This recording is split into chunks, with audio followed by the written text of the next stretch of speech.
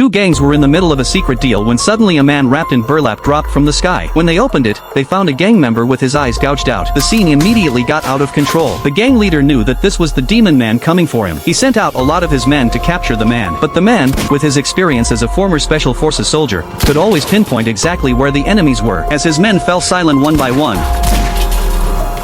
the gang leader started to panic completely. On the other side, the man was getting stronger and stronger.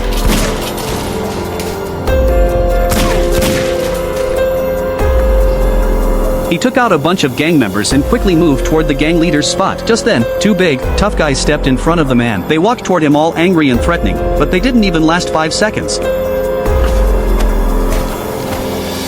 The rest of the gang members who rushed out were no match for the man either. He took them all down easily.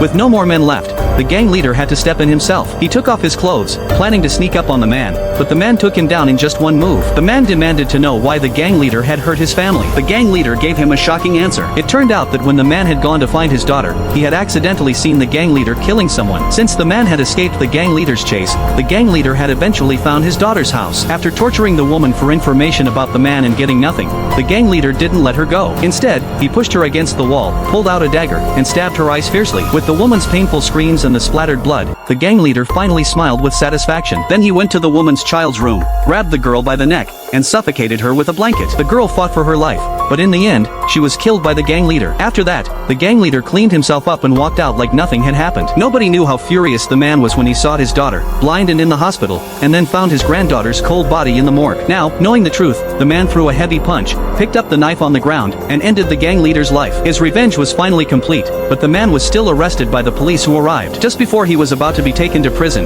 the old friend who was the sheriff suddenly showed up in front of the man. There's nothing more I can do for you anymore, John. This is goodbye. After saying that, he handed the man something. Do you know what the sheriff meant?